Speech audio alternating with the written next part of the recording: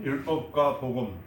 성경에는 율법과 복음으로 되어 있습니다. 그리고 구약 성경에는 율법의 중심으로 되어 있고 신약 성경은 복음 중심으로 되어 있습니다. 그래서 율법과 복음은 어떤 반대적인 입장으로 말하는 것이 아니라 하나가 된 거예요. 구체적으로 우리가 바울 서신을 보면은 단면으로 보면 율법과 복음이 마치 원수지간인 것처럼 착각하는데, 율법과 복음이라고 하는 것은 정죄하는 경우가 얼마나 많은지 모릅니다. 이것을 성경 아주 잘 모르고 오해하는 분들이 그렇게 만들고 있어요. 근데 성경은 율법과 복음은 하나입니다. 그러니까 다시 말해서 율법과 복음은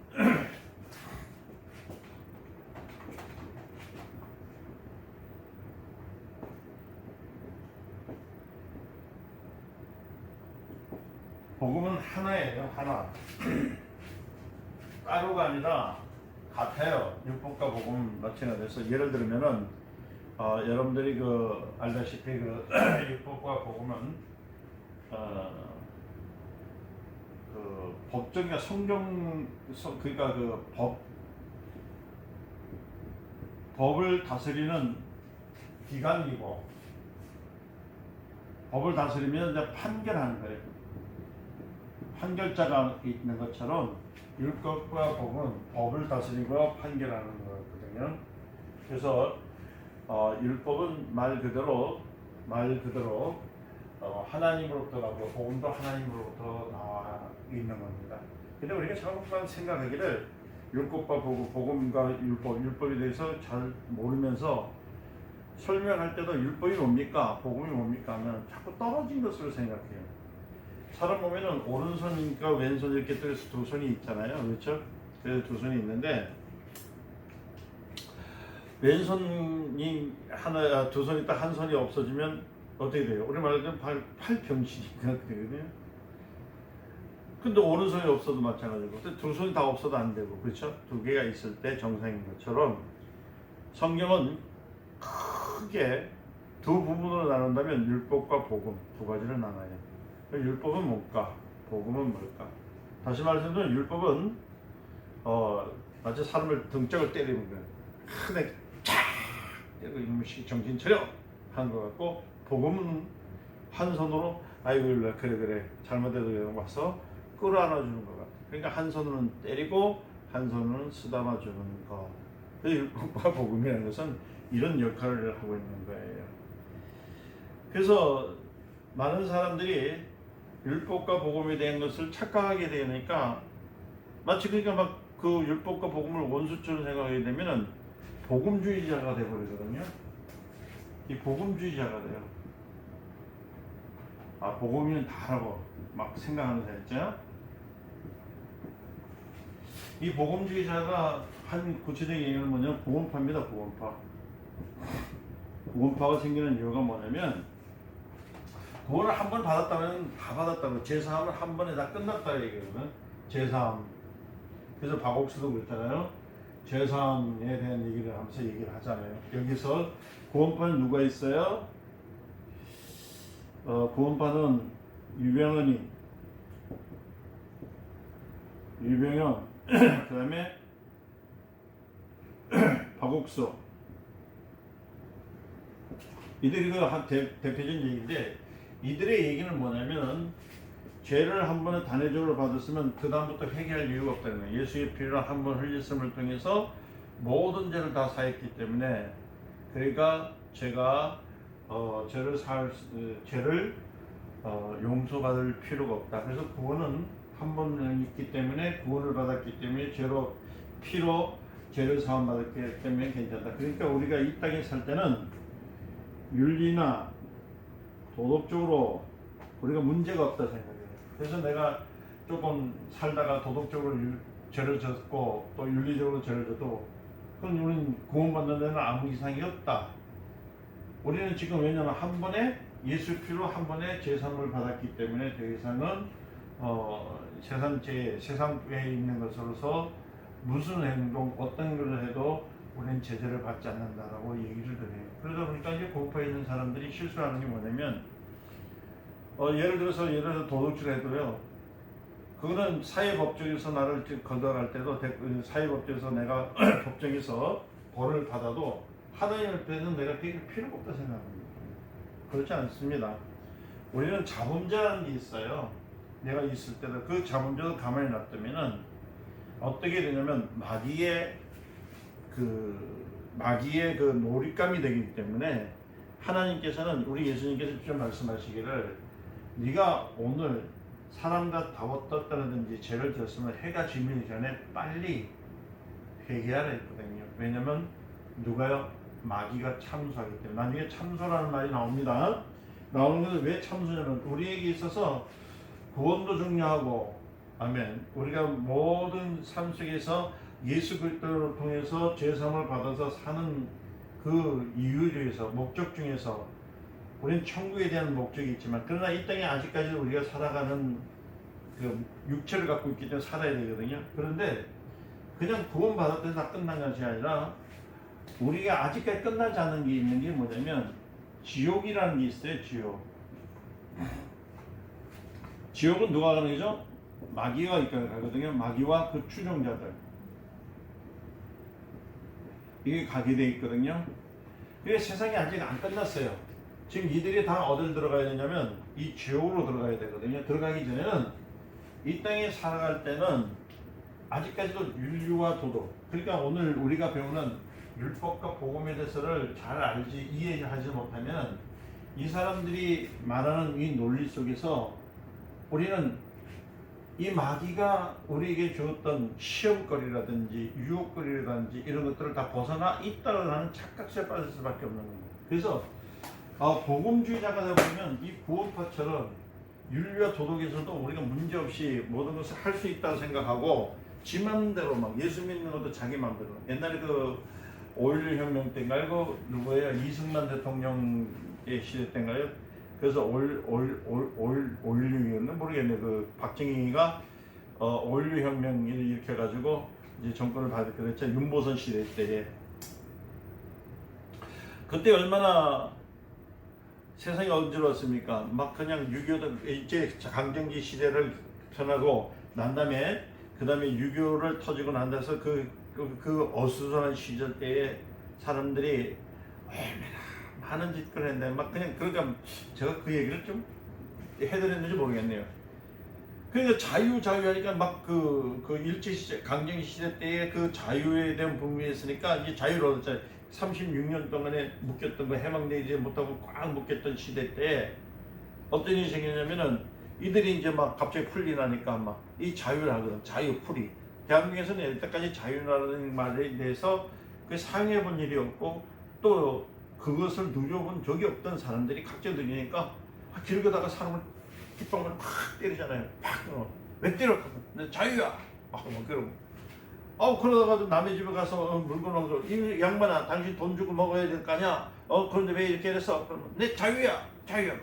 그러니까 그때 깡패들이 여러분들 아시잖아요. 막 여기저기서 주고 먹고서 막 내가 정치한다, 내가 말을 얼마나 나왔습니까? 이건 아니거든요. 그러니까 이 뭐냐면 자유라는 건 그런 자유가 아니에요. 구원에서 우리가 죄에서 자유를 받았고 또 우리는 죄를 자원받은 사람의 모습으로서 하나님 나라 천국에 갈 때까지는 하나님의 나라 천국 그게 심판대에 그 의의 심판대에 갈 때까지는 뭐냐면 죄 지었지 아니고 죄가 왔을 때 빨리 죄는 와요. 인간이기 때문에 들어오기 때문에 그것을 뭐냐면 회개치 않냐면 이게 회개치 않냐면 우리는 누구의 밥이 되냐 마귀의 참소 아래 놓여 있는 거예요. 이제 조금 이따 좀 얘기를 할 거예요. 그래서 우리는 전부 막 복음 하면서 그냥 복음 안에 있다는 것, 복음주의자가 되어버리면 문제가 생기는 것이 있다는 것을 아시기를 주님을 축원드립니다. 그래서 우리는 복음주의가 돼서도 안 돼요. 그냥 이 복음주의자들이 참 안타까운 것은 뭐냐면 이 지금 분명히 율법과 구약에는 율법이 있고 신약에는 복음이 있는 것처럼 이렇게 구분이 되어 있는데 이 복음주의자는 이 율법을 배격해 버리거든요. 자꾸만 필요 없다고 생각해요. 복음은 흠이 없습니다. 트집할 것도 없습니다. 그러니까 구원파들은 이 복음에 대해서 얘기는 했지만은 근데 이들이 자꾸 이제 모든 것들이 무너지는 것은 뭐냐면 그 신앙관이라든지 윤리관과 도덕관인 것들이 무너지는 것은 뭐냐면 자기는 깨끗한 사람들을 의로운 삶을 생각해요. 그러니까 도덕적으로 윤리적으로 자기는 깨끗하기 때문에 재산 받을 이유가 없다고 생각하는 거예요. 우리 경계해야 됩니다.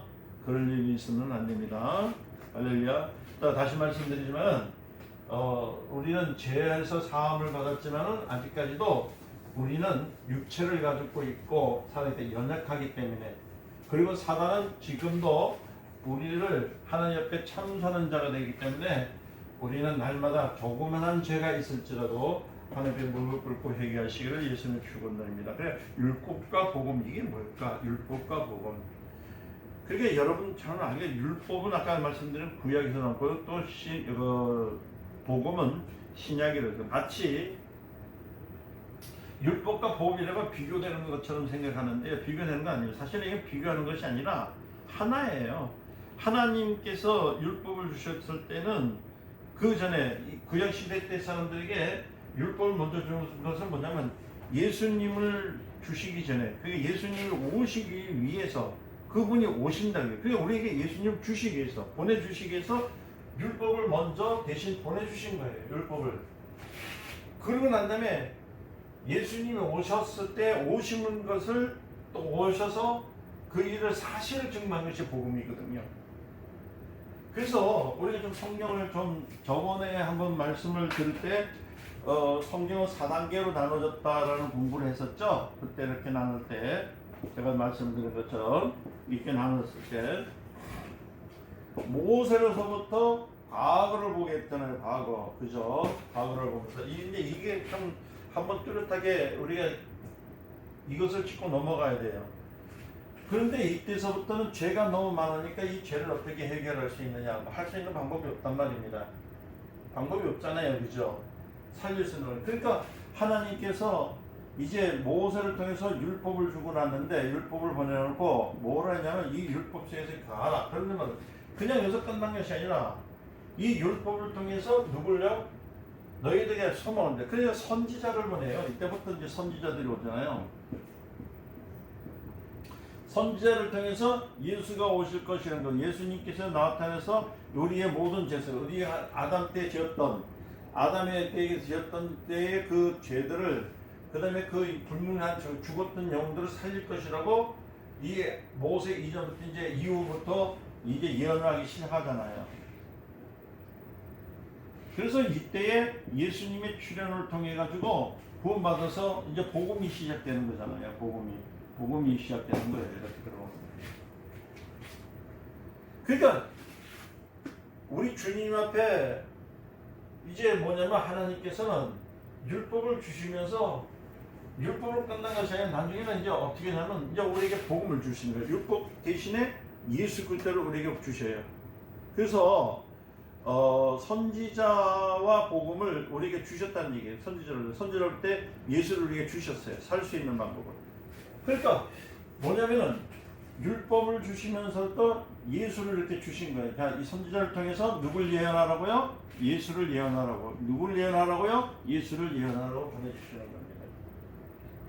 그러니까 선지자는 뭐냐면 우리 죽을 수밖에 없고 희망이 없고 단절되고 지옥 갈 수밖에 없는 우리들에게 소망을 주는 거예요. 이게 율법이에요. 이게. 율법은 그냥 무시되고 없애야 될 거고 이 율법은 우리에게 있어서 싸가지 없는 법이 아니라 하나님께서는 이 율법을 통해서 뭐냐면 하나님께서 하신 일들을 보여주는데 선지자를 통해서 예언하는데 하나님의 아들 예수를 통해서 우리가 살 수 있다는 것을 보여주는 겁니다. 그래서 율법과 복음 이것은요 율법과 예수라는 말과 같아요. 복음이란 예수와 같아요. 예수. 복음이란 예수라는 말이에요. 예수. 율법과 복음. 율법과 복음이란 말은 율법과 예수라는 말이에요. 같다는 말입니다. 그러니까 다시 말하면은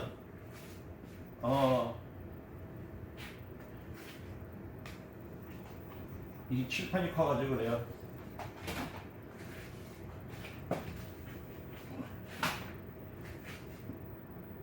율법은 선지자를 통해서 누굴요? 예수를 보냈잖아요, 그죠? 예수를 알게 되잖아요. 소망을 줘가지고 예수를 알겠잖아요, 그죠? 그래서 율법은 뭐냐면 율법과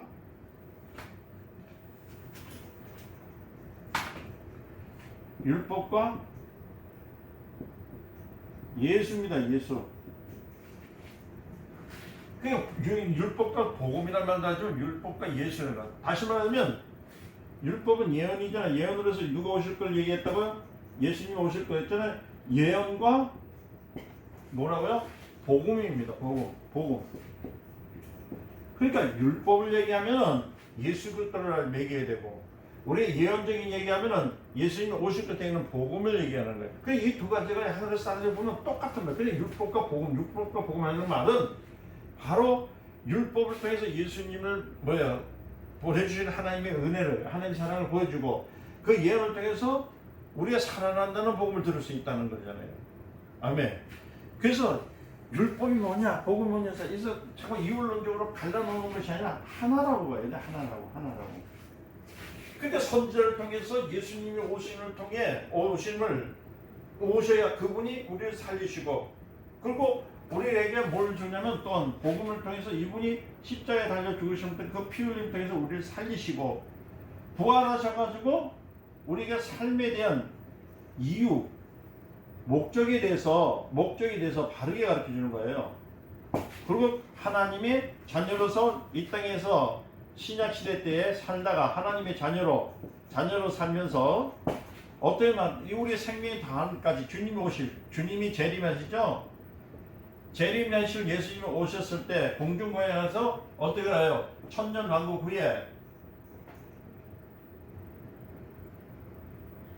심판에 주로 오시잖아요. 심판하시는 다음에 심판에 주로서 천년왕국 후에 우리가 천년왕국 끝나면 우리는 어디를 가요? 하나님이 예비한 나라, 천국으로 가는 거예요. 천국으로. 이게 성경에 좀 나타나는 거예요. 그러니까 이렇게 이 과정을 성경에 펴서 말 때 파노라마처럼 펴놓고, 이제 그러면 왜 율법을 만드는지, 그 율법이 이유가 뭐며, 율법의 용무가 무엇이며, 율법이 왜 필요한가에 대해서 이제 배워야 되는 거예요. 그 율법도 모르면서 그냥 무조건 되고 율법 이야기하면 되는 것이 아니라는 얘기죠. 우리가 한 번 생각해보지만 여러분들 성경을 많이 읽으셔야 됩니다. 그렇다고 해서 성경을 그렇다고 많이 읽는다 해서 창세기부터 계시록까지 많이 읽는 건 좋은데, 여러분들 그거 암기한다고 해서 그 성경 구절만 많이 암기하잖아요. 그런 것도 좋지 않아요. 여러분들 날마다 있잖아요. 성경을 많이 읽으시는 건 좋지만은 자꾸만 머리로 성경을 읽게 되면은 이거 정말 이상한 일이 생기는 거예요. 어떤 분은요, 성경을 매일 하루에 109절씩 막 110절씩 막 외웠습니다. 하루에 맨날 그것만 한 거예요. 맨날. 그것도 그러면 몇 년 동안을 그 성경 구절을 어디 꺼내냐면 신약 뜻을 하지 않냐고 구약에 있는 것만 109절, 110절을 하다 보니까 나중에 이 사람이 어디 가면 요어 증인이 되어버렸습니다. 여러분, 이렇게 제가 써주자 머리로 이렇게 배우려고 하지만, 머리로 좋은 건 좋지만요, 뭐를 할 줄 알아야 되냐면은 응용을 할 줄 알아야 돼요. 응용. 제가 여러분들 늘 말씀드리지만 성경 공부는, 제가 가르치는 성경 공부는 머리 좋은 사람이 하는 게 아닙니다. 머리 아픈 사람도 괜찮아요. 어린아이도 괜찮아요. 그러니까 제가 여기서 할 때에 말씀을 이렇게 증거할 때, 공부를 가르칠 때에 여러분들은 그걸 가지고 막 써서 애우려고 하지 마요. 그냥 이렇게 흐르는구나, 이렇게 흐르는. 그러니까 제가 글자도 잘 못 써요. 막 쓰더라도 따라오세요. 아시겠죠? 자, 그렇게 이렇게 펴는데 일조로 하는 것은 율법이에요. 그래서 율법을 모르면 성경 몰라요. 할렐루야. 그러니까 우리가 잘 알아야 될 것은 율법 얘기하면 선지자를 싸잡아서 이렇게 얘기를 하는 건 말을 하거든요. 그러니까 율법이 뭔지를 모르기 때문에 그렇게 나와요. 그 율법 하면은 선지자가 있는데, 새 선지자는 뭘 예언해요? 예수 그리스도를 예언하고, 우리에게 뭘 준다고요? 소망을 주더라. 이렇게 기억하세요. 기억하시면 제일 빠릅니다. 그러면 오늘 그럼 율법이 뭘까? 이제 한번 시작해 봅시다.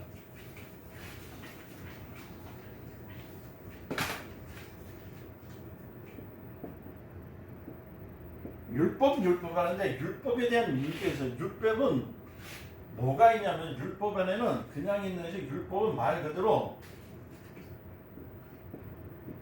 정죄하는 법입니다. 정죄, 죄를요 밝히는 거예요. 밝히는 거. 다른 것이 아니에요. 죄를 이 율법은 계속 뭘 밝힌다고요? 죄를 밝히는 거, 죄를 밝히는 거. 정죄하는 법이 있다는 거예요. 그러니까 여러분들 보세요. 율법이 없으면 사람들이 자기가 자기 처지에 대해서 몰라요. 자기가 왜 죄인인지, 왜 지옥에 가는지, 왜 자기가 사는데 이런 어려움이 있는지를 모르게 되는 겁니다. 그래서 율법이 가르치는 정죄하는 거예요. 죄인이라는 걸 밝혀주는 겁니다. 예수님은 구원자시죠? 그죠? 예수님이 구원자세요. 그래서 예수님을 구원자신데 우리 하나님께서는 율법을 보내줄 때 율법을 주시고 그냥 율법 그 자체만 주신 것이 아니라 여기다가 함께 보내주신 것이 뭐냐면 예수 그리스도를 함께 보내주시는 거예요. 아까 얘기한 선지자와 예언. 누구를 보낸다고요? 선지자 예언은 예수 그리스도를 알게 하는 것처럼 율법은요 그냥 율법만 보내는 게 아니라 누구를 알게 해요? 예수님을 알게 하는 겁니다. 옛날에 우리 칼기 폭파원 누구예요? 김인희라는 분이 계셨죠? 그때 그분 볼 때 칼기 사건일 때 대한항공 그 칼기 사건일 때 707인가 747인가 그 터졌잖아요. 사할인이 가다가 그때 이제 다 죽었어요. 죽고 난 다음에 두 사람이 있는데 누구냐면 김현희하고 같이 공무원 사는 사람이 있었잖아요. 그래서 김현희를 잡아가지고 많은 사람들이 얼마나 분노했습니까? 죽이라 했어요. 그래서 법적으로 뭐냐면 그 사람을 사형을 시켜버렸어요. 사형. 그래서 죽으려는데 근데 조금 있다 보니까 그 사람 특별 사면을 했습니다. 우리가 볼 때는 그 사람을 죽여서 없앨 수밖에 없는 사람인데 정말 시원찮잖아요. 가서 그냥 누구 말 못하는 맷돌로 갈아서 그냥 먹어도 씹어 먹어도 그냥 그 원이 풀리지 않을 것인데 그 사람을 살려준 이유가 뭐냐면 특별한 게 뭐냐면 이 사람이 죽어버리면 이 비행기가 터져서 많은 사람이 죽었다는 그 증거가 조작되고 뒤집어 씌우고 없어질 수밖에 없는 거예요. 그래서 북한에서는 자기네들이 안 했다고 하잖아요. 우리가 안 했어 안 했다. 그러나 김인희를 살려준 것은 북한에서 했다는 일들을 그대로 보여주는 거. 그 조작해놓은 것도 뒤집어 씌우지 못하도록 증인으로 살게 하는 거예요. 그러기 때문에 그 사람은 살게 하는 이유는 특별 사면을 하기 위해서는 뭐 하기 위해서요? 증인하기 위해서. 그러니까 사형을 확정하고 심판했지만 그 다음에 사면 조치를 통해서 구제한 이유는 뭐 때문에요? 그 증인으로 살게 하기 때문에. 그러니까 다시 말씀드리면은 이 정리해서 말씀드리면 율법은 뭐냐면 사형을 하듯이 심판하는 거예요. 그냥 사형을 하듯이 심판을 해요. 정죄인데 심판을 해버려요. 그러고 난 다음에 복음은 뭐예요? 사면하는 겁니다. 사면하는 거. 배웠다. 그러니까 율법과 복음. 아까 얘기했죠? 율법 뭐라고요? 심판하고 복음은 사면하고. 그러니까 예수 그리스도 예언을 통해서 누가 오신다고요? 예수 그리스도님이 오신다는 것을 뭐 기쁜 소식을 전하는 거. 그게 복음이에요. 그러니까 김현희 있을 때 그 맨 처음에 사형 선고할 때 김현희 자체는 이때는 어떻게 했어요? 아이고 이제 죽었구나. 그대로 가면 이제 뭐 어차피 자기는 죽으려고 했었지만 또 묶여서 아무 힘이 없는 가운데 있다가 거기서 죽겠다는 생각 들을 때는 어떻게 했어요? 아주 문제가 많겠죠. 자기에서 맨날 밥도 안 먹을 것이고 밤새도 꿈도 안 꿀 거예요. 그것만 그렇겠습니까? 자기 지나갔던 일들에 대해서 후회를 할 것이고 내가 왜 이랬을까 인생 한판도 많이 됐다. 그런데 거기서 이럴 때 나중에 어떤 분이 와서 하는 거예요. 김현희 너 살려주면 돼. 그 소리 들으면요. 또 그 옆에 있는 사람이 넌 죽이지 않을까? 왜? 너는 증인이기 때문에 죽일 수가 없어. 너는 그러니까 사면 조치를 한다니까 너 때문에 그때 기쁨이 오잖아요. 그러니까 복음은 기쁨입니다. 사면에 대한 기쁨이라는 거예요. 예언은 구세주가 온다는 소식을 전하는 소망이라고 했어요. 아까 얘기했죠? 소망이라는 말을 했어요.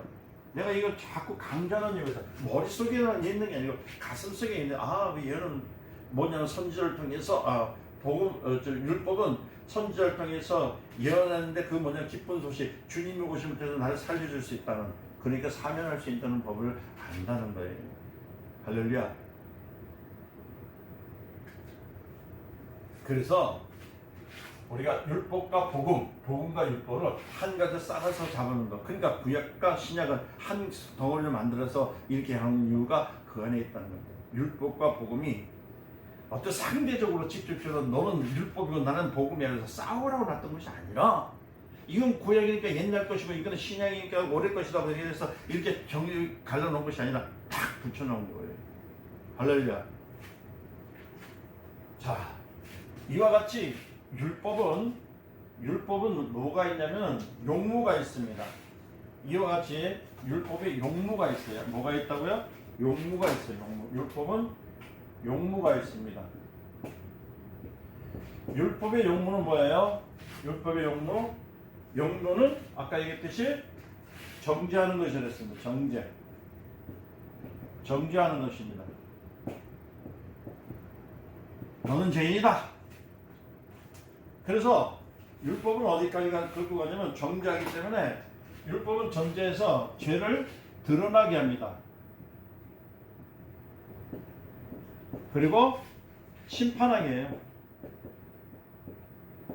이게 율법이에요.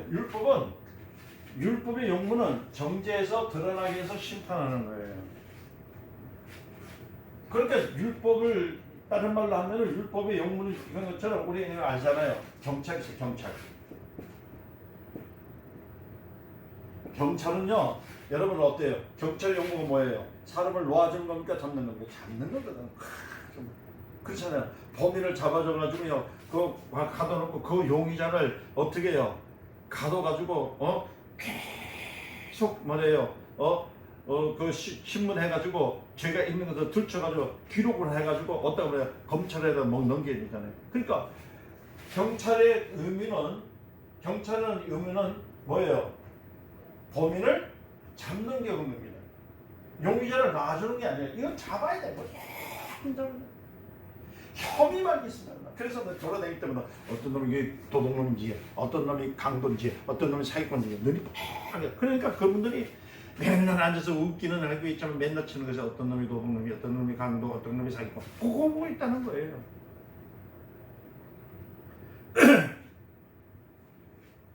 그러고 난 다음에 경찰은 경찰은 뭐라고요?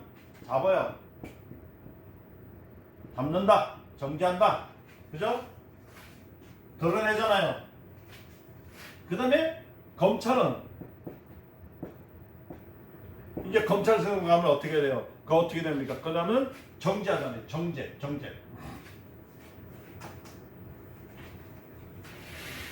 경찰은 잡고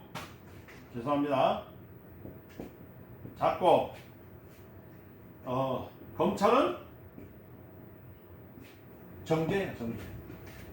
정죄하는 거예요. 그리고 심판하는 거예요. 드러내가지고 심판하는 거야.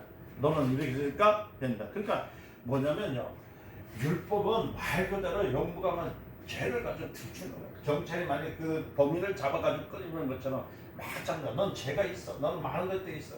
그리고 나중에 검찰에 가서 정죄해놓고 심판을 하는 겁니다. 그래서 율법은요, 이렇게 무시하지만 여기 약점이 있어요. 율법의 약점이 뭐예요? 이 약점이 있어요. 율법의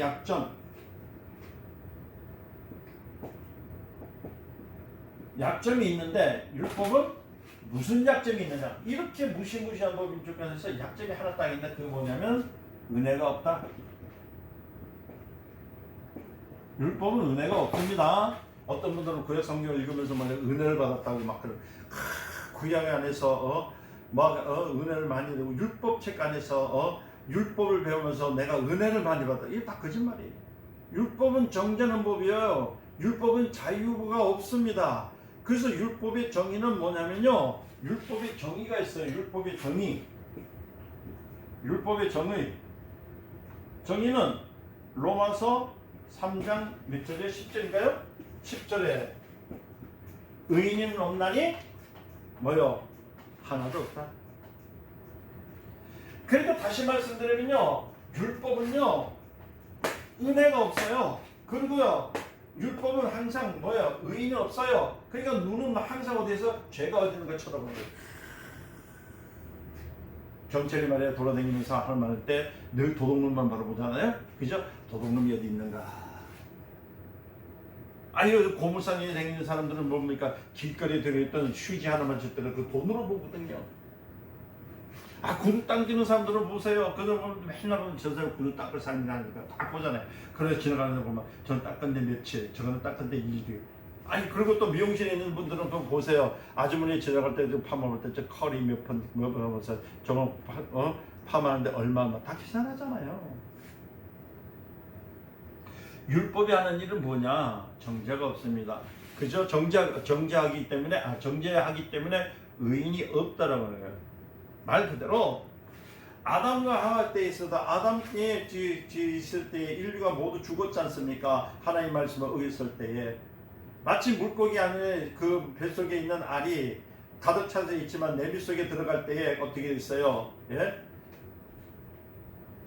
그 알이 다 있지만은 지금 그 물고기는 잡혀가지고 죽었다. 그 안에 있는 그 알은 살아있을 거 아니에요. 그러나 뜨거운 물속에 들어갈 때 알이 같이 삼겨 죽으면 알도 다 죽는 것처럼 이미 오면은 다 죽은 거예요. 다 죽은 거. 없어요. 드러나는 것마다 다 죄로서 다 들어간 것처럼 다 들어 있는 거예요.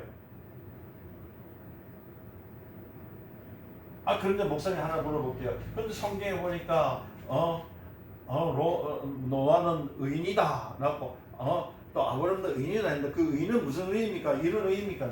아니요. 구약시대 때 의인은 품행입니다. 품행의 의입니다. 품행. 율법적으로 품행이 있을 때에, 그러니까 죄와 도덕과 윤리와 모든 것을 지켰을 때 이를 하나님께서 의인이라고 했지, 의인은 없는 하나도 없습니다. 이 의인이라는 말 때는 품행의 의지, 이 하나님이 보시는 의인은 아니라는 거예요. 이해되셨습니까?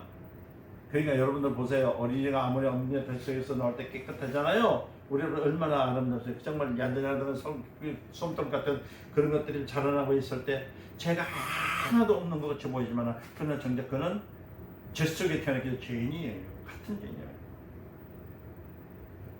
그래서 구약에서 의인이라 말할 때는 뭐를 얘기했다고요? 품행이 되는 의의를 얘기하는 거예요.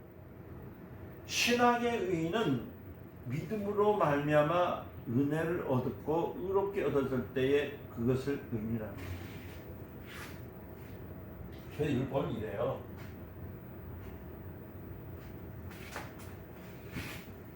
그건 복음은 어떨까요?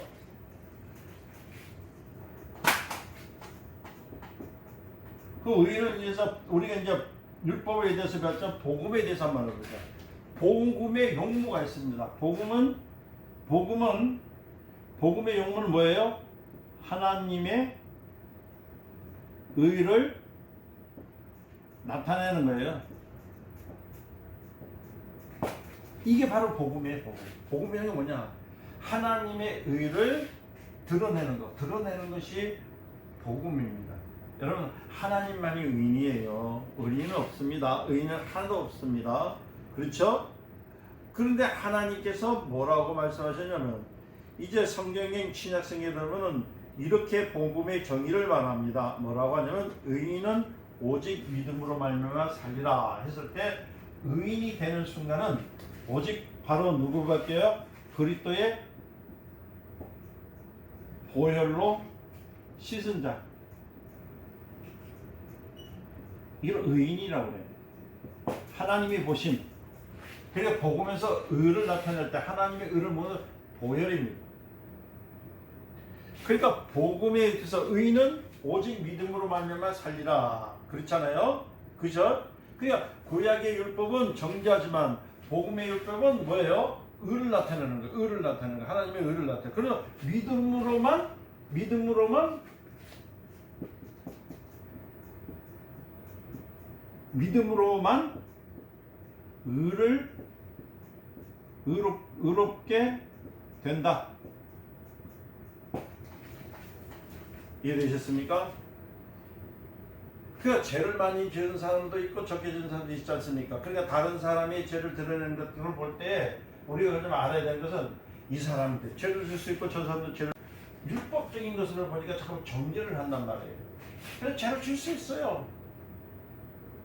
근데 죄를 짓는데 그 죄를 짓는 사람에 대해서 자꾸 정죄하는 이유가 뭐냐면 그런 사람은 질투가 많기 때문에, 시기가 많기 때문에. 무슨 시기와 무슨 질투가 있다고요? 남이 지은 죄를요 자기도 지어보려는 시기와 질투가 많기 때문에, 그러기 때문에요 자꾸만 죄를 짓는 거예요. 그래서 다시 말하면 남이 지은 죄가 부럽기 때문에 얘기하는 거예요. 그러니까 저 사람이 어저께 남의 여자하고 바람을 피웠어. 그러니까 율법적으로 도덕적으로 보면은 윤리적으로 보면은 나쁜 사람 맞잖아요. 그런데요 거기서 끝나서 그건 나쁘다는 것은 이미 법이 우리나라에서도 헌법에서 그 법중 법으로서 만들어 놨잖아요. 요새는 뭐 간통죄가 없어가지고 뭐 이제 지부인이 남의 부인이 남의 남편인지도 모르고 뭐 애인하면 끝난다면서요. 이게 참 문제입니다.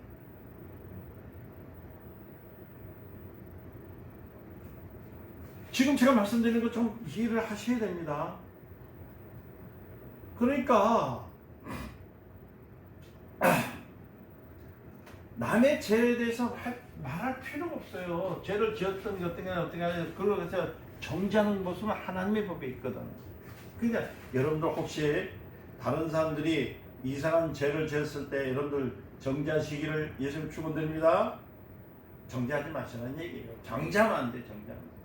그럴 때 꿇어 엎드려서 기도하시고 그것을 예수의 은혜로 그리스도의 사랑으로 품으시기 바랍니다.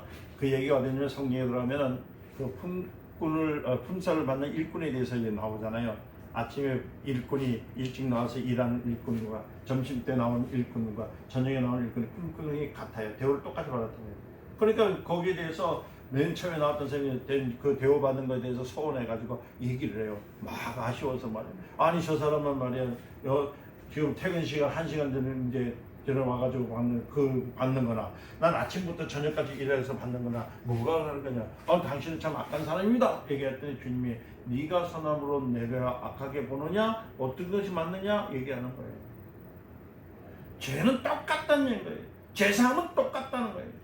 30년 전에 제사 받아서 천국 간 사람이 오늘 지금 있어 죽을 때 심장이 끄떡끄떡 해가지고 목숨이 가는 사람에게 예수를 믿으세요 하는 사람과 구원받는 건 똑같은 거예요. 이 사람이 또 숨을 못 쉬고 난 다음에 눈을 못 뜨고 말이에요. 그 의식이 없지만은 그 안에서 기도해 줄 때 어떤 분이 그러더라고요. 제 옛날에 그런 일이 있었어요.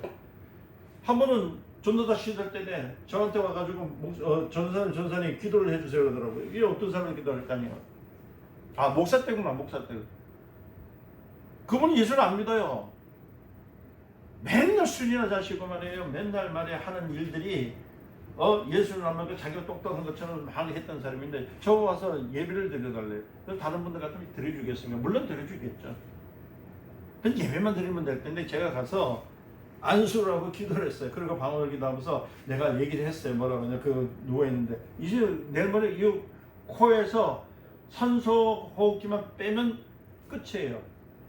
식구들도 못 알아보고 그냥 고통스러우니까 거기서 기도만 한 번만 해주면 이 고통이 없어질 것이니까 목사님 와서 기도 한 번 해주세요 그러더라고요. 근데 제가 와서 침례를 해줬어요. 내가 미친놈 된 거예요. 다른 사람들하고 좀 바보 아니냐고요. 아니요. 다른 사람은 그렇게 생각할지 모르지만은 저는 숨이 끊어지는 그 순간까지도 하나님, 그러니까 아직 끝난 게 아니에요. 내 영을 떠난 게 아니잖아요. 그렇기 때문에 그 영은 듣는단 말입니다. 예수에 대해서. 그래서 예수님을 아시는 게 모르시죠? 예수님 하나님의 아들입니다. 당신을 사랑하셨고 당신을 위해서 죽으셨습니다. 지금 했던 모든 고통과 그 마귀에게 속았던 겁니다. 그러니까 지금부터라도 이제라도 예수의 이름을 부르세요. 그럼 아까 것들이 다 떠나가야 됩니다. 기도하고 제가 기도를 딱 시작했더니 그 옆에 있는 사람 믿는 사람도 있었고 물론 저희 사모님도 있었죠. 근데 신기하게요. 호흡이 바빠가지고 막 죽을 것 같고 막 무서운 영예에서 막 시달렸던 사람이 그만 편안하더라고요. 그런데 목사님 그 사람 구원받았습니까? 저한테 얘기하지 마세요. 그 사람이 고백했으면 구원받는 것이고요. 그럼 영으로 고백하면 하지요. 원래 처음에 태초에 하나님께서 만드신 사람은 하나님을 아는, 신을 아는 그런 영성이 있습니다. 그것이 죽어서 닫혀서 있을 뿐이지만 누군가가 문을 열어주면 누군가 눈을 열어주면요 하나님을 아버지를 부르게 됐고요 하나님 자녀를 가는 겁니다. 그러니까 이 사람이 금방 얘기한 것처럼 아침부터 그냥 30년 50년 믿다가 예수님 나 모르겠다고 그런 분이 있었어요. 또 이게 자꾸만 감정 나가면 안 되는데 안수 집사였습니다. 그 폐결하고는 애를 쓰고 해서 막 자기 딴에 하나님 앞에 기도하고 많이 애를 썼는가 봐요. 그런데 맨 마지막에 유언하는데 그 자식들도 다 우리 그러니까 교회에 주일학교를 나왔고 학생회도 나왔던 아이인데 그들은 애들로 앉아버려서 예수 믿지 마. 내가 지금까지 예수 믿었는데 나한테 해준 게 뭐 있나? 예수 믿는 게 이겼거나 뭐냐 다시는 믿지 마라. 사기꾼이다. 그러고 죽었어요. 그러면 뭐 30년 믿어가지고 오가지고 죽었거든요. 이 사람 지옥 갈까요? 천국 갈까요? 그거 물어보자는 거예요. 그래도 됩니까? 아니 부인하면 안 돼요.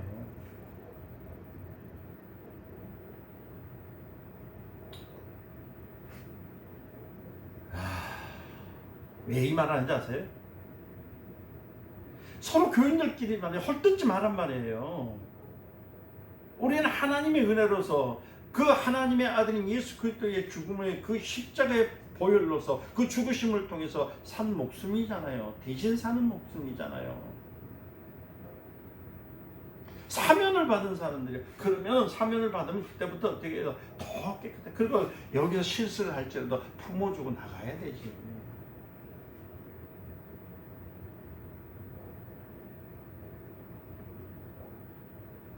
표명으로 다시 말씀드리면 율법으로 따지면 당신은 의인이 맞습니다. 죄를 안 졌으니까 남의 부인을 탐하지 않았으니까 도둑질 안 했으니까 그렇죠? 그러나 하나님께 했던 죄입니다. 그걸 살려줬잖아요.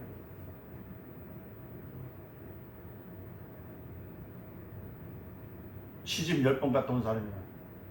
시집 한 번 가다 18년 똑같아. 갔다 오면 똑같아. 모두가 근본적으로 다 죄인이에요.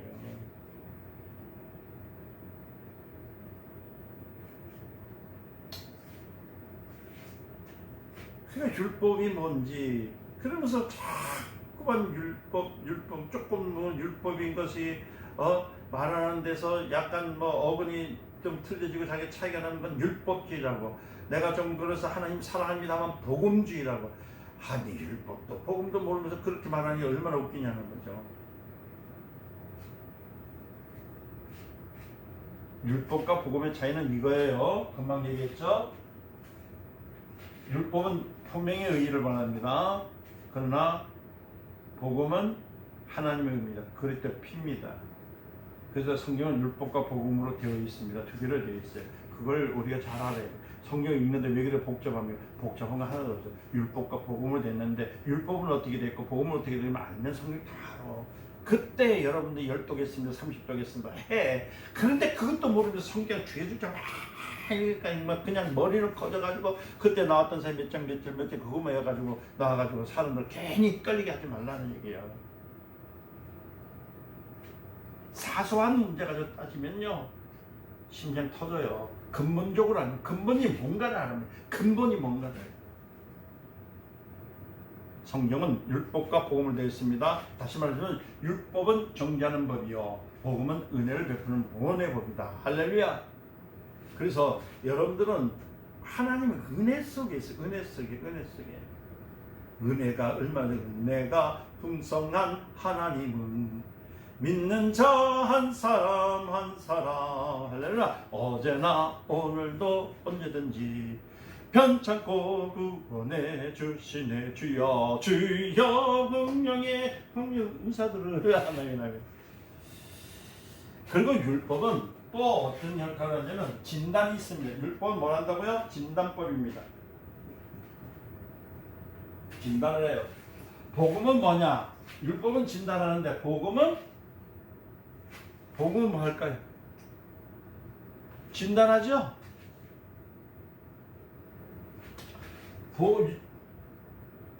이게 죄가 있는지 없는지를 복음은 진단. 그게 처방을 해줘요. 이거는 복음은 처방을 해줍니다.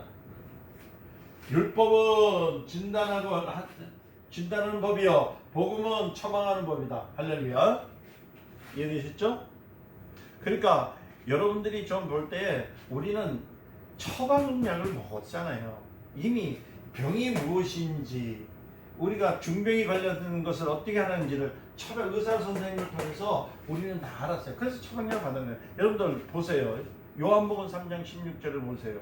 요한복음 3장 16절에 요한복음 3장 16절을 보면은 이 3장 16절에 그냥 있는 것이 아니라 여기는 복음과 율법이 딱 내포되어 있어요.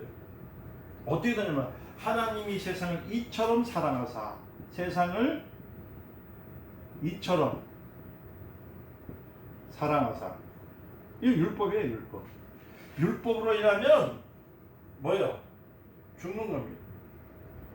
근데 이는 저를 믿는 자마다 영생을 얻으리라. 그죠? 그러니까 보세요. 진단에서 세상은 끝이다. 끝났는데 누굴 보내줬어요? 예수님을 보내줘서 믿는 사람은 산다. 처방을 보내줬잖아요. 처방. 예수를 믿어야 돼요. 세상이 끝이지만 예수를 믿어야 된다. 그러니까 하나님이 세상을 이처럼 사랑. 다시 말하면 하나님이 진단 결과는 세상은 멸망인데 처방은 하나님의 독생자 예수 그리스도를 보내줘서 믿게 함을 통해 산다. 그러니까 이게 복음이란 말은 뭐냐면 처방대로 같다는 얘기가 나오는 거예요.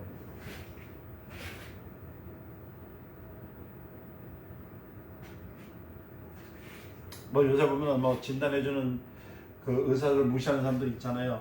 자기가 의사가 되는 사람들 많이 하십니다. 그러나 여러분들 제대로 알아야 되지. 큰 병원이든 작은 병이든 먼저 진단이 나와야 의사가요 처방을 해줘요. 똑같은 말입니다. 그러니까 구약을 알아야 어떻게 신약을 알고 율법을 알아야 복음을 하는 거. 그러니까 다시 말씀해서 성경을 머리로 자꾸만 내려고 막 암송을 하려고 하는데 그거 틀렸다는 거예요. 그렇게 하지 말라는 거예요. 어떻게 해요? 하나님의 말씀을 마음으로 받아들이라. 할렐루야. 아멘. 여러분 말씀을 마음속에 받아주시길 예수님 축원드립니다. 그러지 않냐고 막 자꾸만 이상한 일 하면 되질 않는 거예요. 그러니까 율법에서 나타나는 것과 복음에 대한 얘기를 자꾸 제가 율법, 복음, 요걸 자꾸 하는 이유가 있어요. 머리로 들어가는 얘기입니다. 그래서 율법을 왜 구약에 놔두고 신약을 복음에 놔뒀느냐? 그 기초로 놔둔 거예요. 그러니까 율법은 주로 뭐라고 얘기하냐면 여러분 율법은 주로 나중에 되지만 성경에 딱 한 군데 있어요. 율법을 말하는 데 있습니다. 물론 다른 데도 있겠지만 율법을 말하는 데 나중에 얘기도 나오는데 율법은 구약에서만 나타나게 돼 있어요. 복음은 신약에서만 나타나게 돼 있습니다. 그럼 아까 전에 목사님 선지자를 통해서 예언해가지고 소망입니다. 복음이 올 때 소망이 되는 거예요. 예수 그리스도에서 나타나는 거거든요. 근데 이 신약의 복음은 언제부터요? 예수님이 오신 때부터 시작되는 거거든요. 그러니까 무슨 말이냐면은 율법은 다시 말하면 예수님이 오실 것을 대비시키는 거 똑같은 거예요. 이게 이 율법을 말하면서 예수님이 와야 되는데 그 예수님이 이렇다 이런 분을 통해서 이렇게 온다 이형적인 분을 이때 만나는 거거든요. 성경이 이제 점점 좁혀지고 있죠. 그게 두 가지. 그러니까 매일 볼 때는 두 가지를 다 보면 돼요. 율법과 복음과 율법으로 나타나셨구나. 다시 말하면 율법도 예수를 나타내는 것이고, 그 다음에 복음도 뭐예요? 예수를 나타내는 거죠. 그럼 우리는 뭐예요? 완성자이신 그분을 믿고 가는 것이다. 할렐루야. 이해되셨죠? 이걸 꼭 알아야 되는 거예요.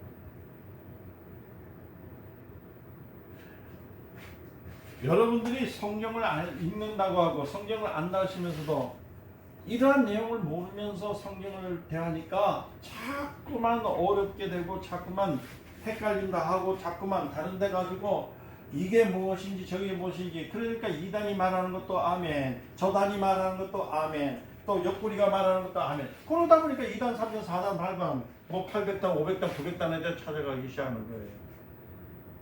그런 경우가 여러분들이 잊지 마시기 위해서 축원드립니다. 마태복음 11장 11절에 이런 말씀이 있습니다. 내가 진실로 진실로 너희로 하노니 여자가 낳은 자 중에 침례 요한보다 큰 이가 일어남이 없도다. 그러나 천국에서는 극히 작은 자라도 저보다 크다라는 말이 나옵니다. 자, 그런데 여기서 볼 때 구약은 어떻게 이루어졌느냐? 구약은 이제 성경에 의해서 알아야 됩니다. 구약은 어떻게 이루어졌느냐? 율법으로, 아까 얘기했어요. 율법으로 이루어졌는데, 율법으로서 이루어졌는데 누굴 통해서요? 선지자를 통해서 이루어집니다.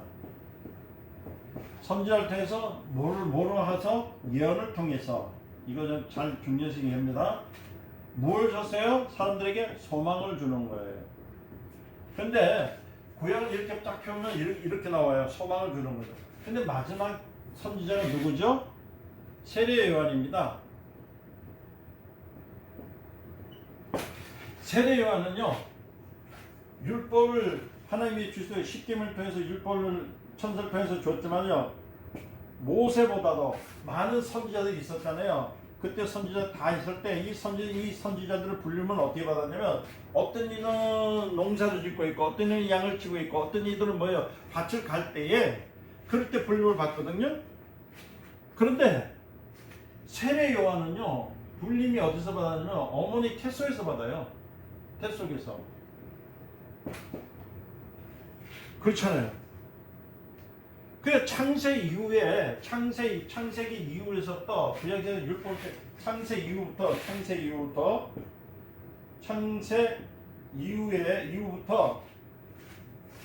세례 요한까지 선지자들이 있었는데, 그 선지자 중에서 누가 제일 크냐? 세례 요한이 제일 크더래요. 그 이유가 뭘까? 그러니까 즉 모세보다 더 커요. 요한은 선지자로 택감 받아서 수태에서 선지자로 살다가 결국은 나중에 어떻게 해요? 선지자로 죽거든요. 선지자로 죽은 최고의 부분입니다. 그런데 이들은 예수님을 만났습니까? 못 만났어요. 이들은 예수님에 대한 예언을 했고 소망을 주는 사람들이었습니다. 전부 다. 그런데 세례 요한은 누굴 만났어요? 예수님 만났잖아요. 그리스도를 발견한 거예요. 예수 그리스도를 발견해요. 그게 얼마나 커요? 얼마나 커요? 마태복음 11장 12절에 15절 볼까요? 침례 요한 때부터 지금까지 천국은 침례하는 당하노니 침례하는 자는 빼앗느니라. 모든 선지자와 및 율법에 예언한 것까지 요한에까지니 세례 요한까지입니다. 만일 너희가 줄겨 받을진대 오리라 한 엘리야가 곧 이 사람이 누구야? 예수님이 귀 있는 자는 들을지어다. 그러니까 성경에서 그렇게 얘기한 건 뭐냐면, 요한은 선지자로서 택함을 받아서 수태에서 선지자로서 살다가 선지자로 죽었잖아요. 그러니까 대부분 선지자들은 아까 얘기했듯이 농사 짓다가 양을 치다가 오늘 갑자기 택을 받았잖아요. 근데 요한만이 태에서부터 누구요? 예수님을 알았어요.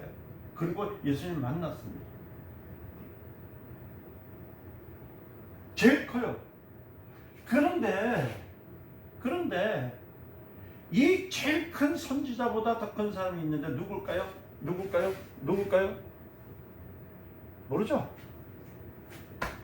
나예요, 나. 실컷 재짓다가 실컷 내 맘대로 살다가 예수의 은혜를 잊고 구원받고, 그렇지 않습니까? 예? 세례 요한보다 제가 더 커요. 웃기시네. 내가 더 커. 왜 큰 줄 아세요? 세례 요한은요, 예수를 만났지만요, 이 사람은 제일 크지만요, 전체가 더 커요. 왜냐하면 세례 요한은 하나님을 아버지라고 불러요. 나는 예수의 공로로 하나님을 아버지라고 불러요. 누가 더 커요? 여러분이 더 커요.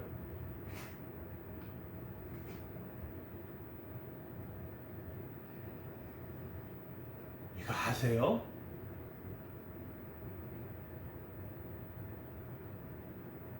세례 요한은 말 그대로 율법과 복음의 교량 역할이요. 그러니까 연결시킨 거예요. 이렇게 교량이라고 있잖아요. 교량. 이 다리에 있으면 교량이라는 거죠. 이렇게 이 교량. 이게 강이 흐르면은 여기 이게 뭐야 다리를 만드는 이 교량을 만드는 역할. 그러니까 끊어진 것을 구약과 신약을 연결하는 단계에 있는 사람이 세례 요한이거든요.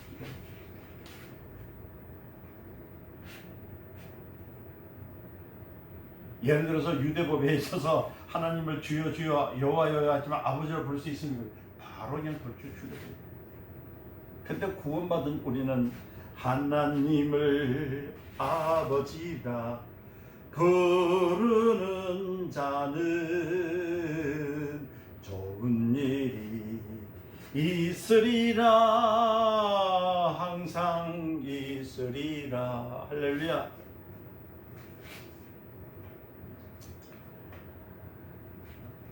하늘에서도 우리는 거듭났어요. 하늘로서도 우리는 거듭났단 말이에요. 우리는 위로 거듭났어요. 위로 거듭났어요. 그렇잖아요. 거듭났잖아요. 우리는 예수를 통해서 하나님을 아버지라고 부르잖아요. 거듭났다는 얘기도 몰라가지고 말이야. 에? 엄마 뱃속에 들어가야 됩니까? 나와야 됩니까? 네가 잘 모르는 바람이 어디서 불고 불이 어디로 가는지 비가 어디로 오는지 니는 모르지. 그런 것처럼 성령의 역사 그러니라. 내가 하나님을 아버지라고 불렀을 때에 그건 내가 부르기 전 자유로 불렀습니까? 누가요? 성령이 부르게. 그러니까 하나님 자녀된 거. 왜 아직까지 여러분들 하나님 자녀로서 믿음을 못 갖고 있냐는 거예요. 그 이유는 아직 모르기 때문에 그래요. 요한은 하나님을 아버지라고 부를 수 없어요. 그렇지요? 우리가 더 커요. 힘을 쫙 펴세요. 어깨를 펴세요. 아버지라니까. 그거 아직 생각이 안 나면은, 그것을 아직까지 인식하지 아니하면 여러분은 늘 헤맬 수밖에 없어요. 여러분 대기업에 들어갈 때는 여러분들 어떤 사람이 들어갑니까? 학벌이 좋아야 되죠? 그죠? 학벌이 좋아야 돼. 스펙이라고 그래. 스펙이 좋아야 돼. 그래서 그 대기업에서 뽑을 때는 될 수 있으면 스카이 대학교를 뽑잖아요. 어디요? 서울대학교, 고려대학교, 연세대학교 이렇게 뽑아요. 아니면 유럽에 있는 하버드, 그죠? 줄리아드, 등등 해서 유명한 인재들 다 뽑아가지고 그 사람들을 인재로 만들어서 상무도 시키고, 전무도 시키고, 그죠? 그 다음에 사장도 시켜줘요. 이렇게 시켜줍니다. 그래봤자 이 사람들은 종입니다. 종. 그래봤자 누구의 종이라고요? 회사의 종이에요. 종. 월급 받는 종들입니다. 근데 아무리 띨띨하고 못난 아들이라도 그 아들은 그 아버지의 기업을 이어받을 수 있나요? 없나요? 요새는 못 받는다는데 그 뭐에 못 받아요? 상속되는 거 자기들 받아보면 되지. 우리나라 법 이상하게 지금 만들어주고 있는데 그렇게 하면 안 돼요. 당연히 상속적인 법이 있을 때 내 자식한테 주려는 거 그거 맞는 거 아닙니까? 그죠? 아니라는 또 할 수 없는 거겠지만은. 그러니까 아무리 못난 자식들에도요, 아니, 그냥 이 자식이, 머리가 띵빵 해가지고, 예를 들어서, 공부를 잘못해가지고, 고등학교만 졸업했다 칩시다. 그래도 이 사람은 사장되고 회장이 돼요. 그래도 여기 밑에 있는 사람이 그 스펙이 좋은 사람들조차도 전부 다 사장님, 회장님하고 이렇게 90% 합니까? 한단 말이에요. 하게 돼 있다고. 이게 논리예요. 그러니까 하나님의 자녀인데요. 얼마나 좋아요. 그러니까 보세요. 그 아들은 자녀입니다. 자녀. 우리는 자녀입니다. 자녀. 이런 얘기는 하지만, 마귀가요. 그러잖아요. 딱 하다가, 옆에 있는 사람들이 막 치고 할 때마다 그러잖아요. 막 기도 좀 하고 하면 능력이 나타나는데, 우리가 자녀인 것을 못 깨닫게 하기 위해서 마귀가 매를 쓰거든요. 만약에 자녀인 것을 알게 되면요, 그때 천사가요, 마귀 앞에 딱 그래요. 누굴 건드렸는가? 하나님 자녀야. 그러니까, 그럼 마귀는 꼼짝도 간다고. 근데 자기가 자신이, 저번에도 말씀드린 거진지, 왕자인지 구분 못하고, 자기 하나님 자녀인지 종인지 구분 못하니까 이게 맨날 자기 하나님 자녀인데 종처럼 맨날 구하니까 이제 마귀가 타와서 어이 자녀 있는 종, 자녀 같은 종 발로 차기 시작하는 거야. 그러니까 시험 받을 수밖에 없는 이유가 거기 있다는 겁니다. 이해되셨네요? 모르겠네요. 정말 시간은 자꾸 가는데 지금 막 정말 이걸 넘어가야 하는데 이해 좀 하셔야 되겠어요. 성령으로 거듭났기 때문에 하나님의 자녀로 부를 수 있어요. 성령에 거듭났다는 것은 뭐예요? 누가요? 성령으로 돼서 임밀하게 하늘로서 거듭나게 했자, 위로 거듭났자. 그래서 구원받은 사람들은 하나님의 자녀다. 할렐루야. 복음은 구약의 선지자 예언과 똑같습니다. 아까 얘기했듯이 복음은 뭐예요? 구약의 선지자의 예언과 똑같다. 그래서 구원은 똑같은 거예요. 구원받았다 하면은 선지자의 예언과 소망은 똑같다. 그래서 여러분들 예언을 그가 율법을 무시하면 안 되는 거예요. 똑같은. 그래서 복음이라는 것은 복된 소식을 전하기 위해서 말 그대로 이 소식을 전하는 전달자 역할을, 이 전달자가 없으면 이 복음이 복된 소식이 들릴까 안 들리잖아요. 그리고 복된 소식이 들리니까. 근데 자꾸만 물구식하게 율법은 무서운 법이야, 걸리는 법이야, 그러면서 자꾸만 배제하고 하면 되겠냐는 거예요. 그렇게 하면 되는 것이 아니라 이러한 법, 이러한 모든 죄가가 있을지라도 나는 하나님께서 주신 복음을 통해서, 복수는 복음을 통해서 하나님 자녀가 되었다라는 것을 깨닫게 하는 것이 성령이라는 겁니다. 구약은 분명히 하나님께서 얘기했어요. 구약 시대 때는 이스라엘 민족들에게 하나님의 의를 나타내셨어요. 그리고 하나님의 의를 위해서 세상에 소개된 겁니다. 그래서 하나님의 의 앞에 인간은 어떻게 돼요? 하나님의 의. 그걸 가르치는 거예요. 하나님의 의. 아까 말씀드렸지만 복음은 뭐예요? 하나님의 의죠. 율법도 하나님의 의죠. 하나님의 의 앞에 인간은 절망입니다. 절망. 우리 의인 없나니 한도 없다 했잖아요. 의인은 없어요. 의인은 없어요. 예수 그리스도의 그 보혈을 의지하고 예수 그리스도의 그 능력, 그 이름을 의지하지 않냐면 의인으로 보지 않는다는 겁니다. 마침내 율법으로 죽게 될 인간을 구원해 줄 분이 누굽니까? 예수님이 오셨다. 예수님이 오셨다. 그거를 누굴 통해서 선지자를 대신해서 복음이 들어오기 시작하고, 그리고 과거에는 소망으로 말했지만 이제는 뭐냐면 이제 우리는 자녀로서 증거 있는 삶을 사는 거예요. 이게 신약입니다. 복음생인 삶은 자녀로서 증거 있는 삶을 사는 것. 할렐루야. 현재 복음이란 예수를 떼놓을 수 있습니까? 없습니까? 없습니다. 이제 복음을 떼놓을. 과거의 복음이란 과거의 복음이란 소망을 떼어낼 수 있습니까? 없습니다. 그렇죠? 그러니까 뭐냐면 현재 우리에게서는 복음은 예수를 떼어낼 수 없어요. 그래 예수를 믿지 않고서는 우리는 천국에 갈 수 있습니까? 없다는 겁니다. 그래 다시 말씀드립니다. 신약은 예수와 복음에 가는 것이고 구약은 선지자와 예언에 가는 것이다. 다시 합니다. 신약은 뭐라고요? 예수와 복음에 가는 것이고 신약은 예수와 복음에 가는 것이고 구약은 선지자와 예언에 가는 것이다. 구약은 선지자와 예언에 가는 것이다. 할렐루야. 그러니까 율법과 복음에 대해서 여러분들이 잘 모르면 강단에 서서요 말하는 것 다 아무것도 안 해요. 못 가르쳐요. 혼탁하게 가르칠 수밖에 없어요. 그래서 여러분들이 좀 복음이 뭔지 율법이 뭔지를 조금 깨달아서 나가기 시작한다면 그 다음부터는 여러분들은 얼마나 감사할 일들이 많이 생기는지 이제 능력 있는 삶을 사는 거예요. 할렐루야. 아멘. 자,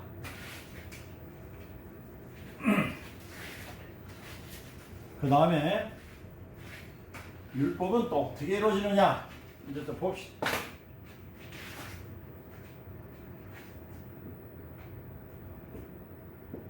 율법은 뭐가 있느냐면 무엇으로 만들어져요? 율례와 법도로 만들어졌어요. 뭐로 만들어졌다고요? 율례와 법도로 만들어졌어요.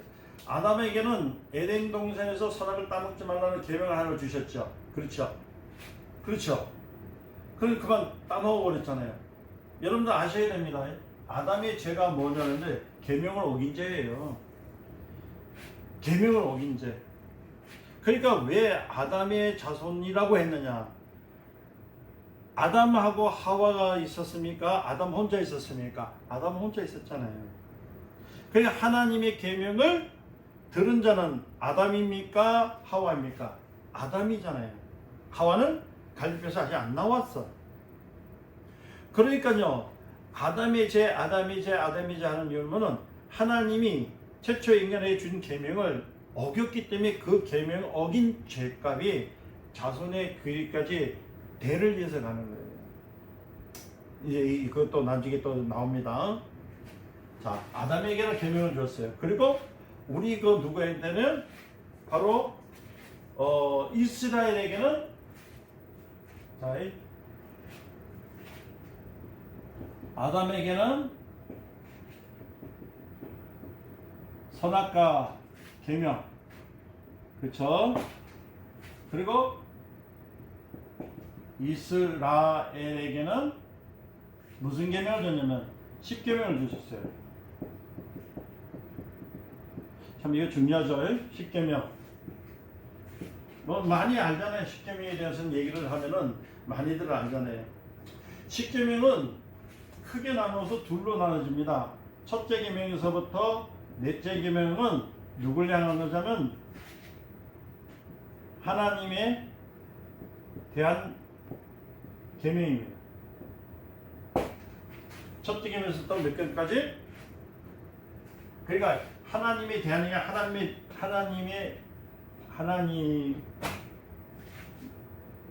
위한 계명인가? 하나님을 위한 계명. 그리고 5계명에서 10계명은 인간 계명이에요. 인간 계명. 그게 인간 계명이라고 해야 되나?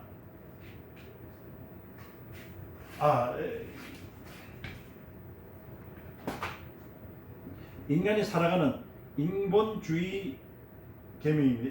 인본주의 계명이에요.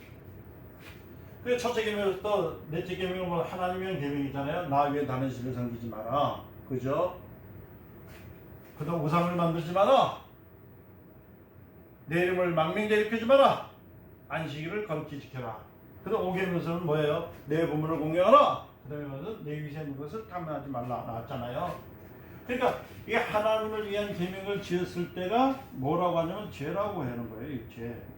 그러니까 율례와 법도를 만들 때, 계명을 만들 때 하나님 죄가 무엇이냐? 하나님 위한 계명을 어겼을 때 죄라고 얘기를 해요. 죄. 그리고 인본주의적인 계명 5계명에서 10계명까지 죄를 졌을 때 그걸 악한 죄라고 얘기해요. 이거 악한 죄. 이해 한번 볼까요? 시편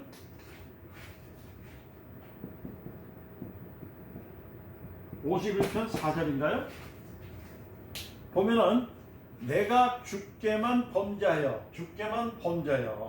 범죄했습니다. 주의 목전에 악을 행하였사오니 주께서 말씀하실 때 의롭고 판단하실 때 순전하리라 하십니다. 그래서 죄라는 것은 뭐냐면 하나님을 향해서 잘못된 그러니까 탈선한 죄를 말하는 겁니다. 10계명 중에서 이게 신본주의 이거는 인본주의죠. 이거는 뭐예요? 신본주의 계명이에요. 계명이거든요. 그러니까 죄라는 건 뭐냐? 신본주의의 계명을 어기는 사람을 얘기하는 거거든요. 그 다음에 인본주의 것은 뭐냐? 악이거든요. 인본주의 계명은 뭐냐면 에베소서 6장 2절 말씀에 보면은 그런 말이 내 아버지와 어머니를 공경하라. 이것이 약속 있는 첫 계명이니. 그렇죠? 약속 있는 첫 계명이잖아요. 가인이 악한 자 속에 속하였고 이웃에게 악을 행했지 않습니까? 가인은 그 악한 속에 했던 건 뭐예요? 하나님의 말씀대로 하나님 앞에 가지 않고 또 그 다음에 살인죄를 졌단 말이에요. 살인죄. 그리고 이웃에게도 죄를 졌죠?